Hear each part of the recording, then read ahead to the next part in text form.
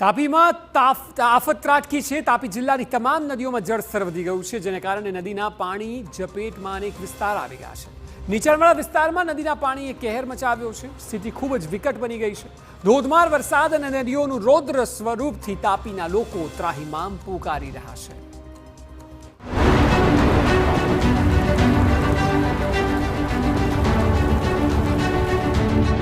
તાપીમાં મેઘ તાંડવ।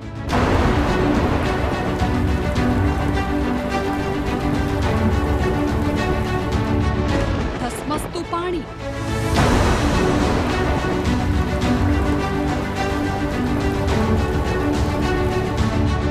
મુશ્કેલી લાગ્યું તાણી।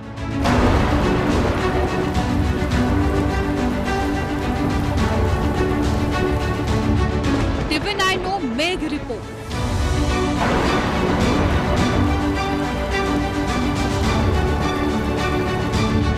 પૂરની માહિતી સૌથી સચોટ। દક્ષિણ ગુજરાતના એક બાદ એક જિલ્લાને મેઘરાજા પોતાની બાનમાં લઈ રહ્યા છે। આ દ્રશ્યો જુઓ। તાપીથી સામે આવ્યા છે કે જ્યાં જિલ્લાની તમામ નદીઓમાં ઘોડાપૂરની સ્થિતિ છે। મુશળધાર વરસાદને કારણે નદીઓનું આ પાણી ડરાવી રહ્યું છે।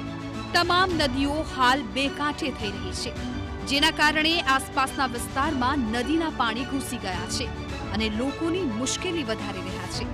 જિલ્લાની વાલ્મીકી નદીમાં ઘોડાપૂરની સ્થિતિ ઊભી થઈ છે। નદી ગાંડીતુર બનતા કાંઠાના વિસ્તારોમાં ભારે નુકસાન થયું છે। જુઓ આ દ્રશ્યોમાં પાણી કેવી રીતે પોતાનો પાવર બતાવી રહ્યું છે। ધસમસતા પાણીની તાકાત જુઓ। કોઝવે સાથે નદીનું પાણી ટકરાઈ રહ્યું છે। નદી ખરા અર્થમાં કેવી રીતે ગાંડીતુર બને છે તે આ દ્રશ્યોથી સ્પષ્ટ થાય છે।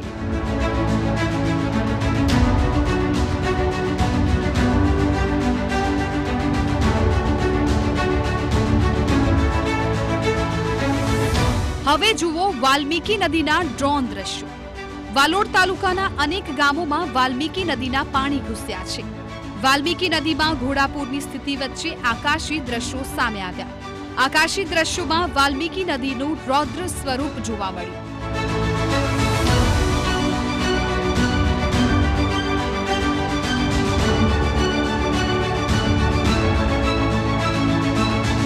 વાલોડ તાલુકા પૂરના પાણીએ મોટી તબાહી મચાવી। પંપ સ્ટેશનની દિવાલ ભારે વરસાદને કારણે ધરાશાયી થઈ ગઈ છે।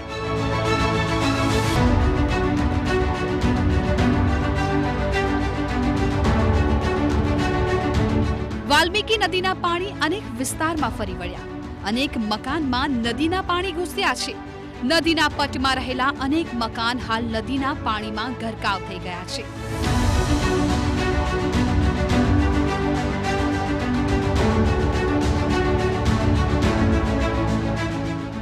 તાપી જિલ્લામાં ગત રોજથી આવી રહેલો વરસાદ આફતનો વરસાદ સાબિત થઈ રહ્યો છે। તાપી જિલ્લામાં આવેલા વરસાદને પગલે નદીઓ ગાંડીતુર બની હતી। હાલ આપણે વાલ્મીકી નદી પર છે। વાલોડ તાલુકાથી પસાર થતી આ વાલ્મીકી નદી છે। વાલ્મીકી નદીની આસપાસના જે ઘરો છે આપ દ્રશ્યમાં જોઈ રહ્યા છો તે પાણીમાં ડૂબી ગયા છે, જેને લઈને ખાસ કરીને અહીંના લોકોને ભારે નુકસાની થઈ છે। ખાસ કરીને તેમના જે પાલતુ પશુઓ છે તેમની ઘર વખરી છે તે આ ધસમસતા પાણીમાં વહી ગઈ છે। તેમની માંગ છે કે આ જે એમની ઘર વખરી વહી ગઈ છે તેમને યોગ્ય વળતર સરકાર દ્વારા આપવામાં આવે।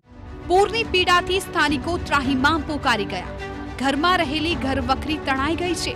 સ્થાનિકોની માંગ છે કે સરકાર પૂરની આ પીડામાં તેઓની મદદ કરે।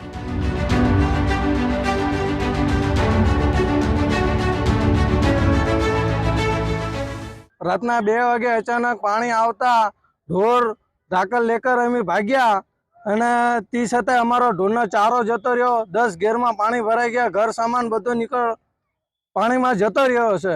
તો અમે સરકાર પાસે અમે માંગીએ છીએ કે અમને જે સહકારો આપે તે અમે માન્ય કરીએ છીએ। જે વરસાદ આવ્યો રાતના 2 વાગ્યાથી ઘરોમાં પાણી ભરાઈ ગયું, એટલે માણસોને નુકસાન નથી થયું, પણ ઘરનો જે માલ સામાન છે એ બધું વહી ગયેલું છે। એટલે 10-15 ઘરો ખરા।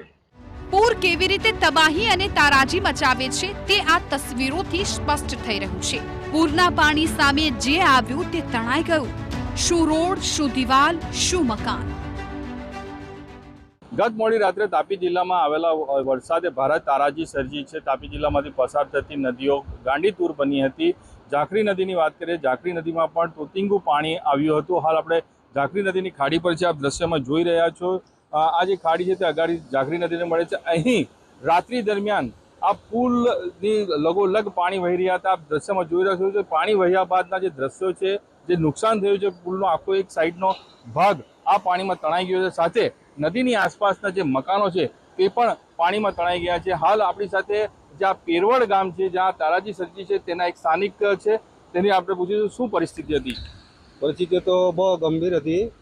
જો હાલે 3 વાગ્યાનું પાણી આવ્યું, એકી હાથે આવ્યું, એમાં કોઈને એને અવર જવર કરવાનું કોઈ નથી, ટાઈમ નહીં મળ્યો. પોતપોતાના ઘરની માળા પર ચડી ગયા ને બધા એને બૂમાબૂમ કરવા લાગી ગયા. પણ અમે આવ્યા એટલી વારમાં આ ફળિયાના માણસ આમ નીચે શકે, આમના ફળિયાના માણસ આમ નીચે શકે એવી છે ને આ એકદમ એને ડૂબાણ જબરજસ્ત લગોલગ પાણી. હા, આ બી નહીં દેખાતું હતું. આ એંગલ છે ને પુલનું, આ બી નથી દેખાતું. કેટલાક ઘરોમાં પાણી, કેટલું નુકસાન થયું છે? કેટલા ઘરોમાં પાણી ભરાયું? એ 8 ઘરમાં છે. શું નુકસાન થયું? એના ઘરમાં કંઈ નથી. હાલ કોઈ પશુઓને કે કોઈનું કોઈ તણાઈ ગયું એવા કોઈ સમાચાર? હા, તો 2 હેન વાછરડા હતા કરી નાનલા, એ ખાલી હેન તણાઈ ગયા. સ્થાનિક ધારાસભ્યએ પણ અસરગ્રસ્ત વિસ્તારોની મુલાકાત લીધી. પૂરના પાણીથી લોકોને ભારે નુકસાન થયું છે, ત્યારે આગામી દિવસોમાં સર્વે કરી લોકોને સહાય આપવામાં આવે તેવી ખાતરી ધારાસભ્યએ આપી છે. જાનને તો કોઈ નુકસાન થયું નથી, પરંતુ જે ઘર વખરી છે, ઘરો છે, બધા તૂટી ગયા છે અને જે ખેતી પણ આખી ધોવાઈ ગઈ છે. અને અમે જિલ્લા કક્ષાએ અને કલેક્ટર, મામલતદાર અને એ તમામ સાથે બેઠકો યોજી અને આ લોકોને બિલકુલ લાભ થાય એના માટેનો પ્રયત્ન કરશું. અને હાલના તબક્કે જે જમવાની વ્યવસ્થા, એ જમવાની વ્યવસ્થાની પણ અમે સૂચના કરી દીધી છે. એની સાથે સાથે જે હવે પછી જે આખું સર્વે, તલાટી, સરપંચ અને મામલતદાર શ્રી પણ અહીંયા સ્થળ પર આવી ગયા છે અને તમામ બાબતોની સૂચના કરી છે. તાપી જિલ્લાની નદીઓએ ભારે વિનાશ વેર્યો છે. હજુ પૂરના પાણીથી લોકોને રાહત મળી નથી અને આગામી કલાકોમાં નદીઓના પાણી ઓછા થાય તેવી શક્યતાઓ છે. જો કે સવાલ એ છે કે પૂરથી સ્થાનિકોને જે નુકસાન થયું છે તેનાથી કેવી રીતે રાહત મળશે. તાપીથી નીરવ કંસારા સાથે બ્યુરો રિપોર્ટ, TV9.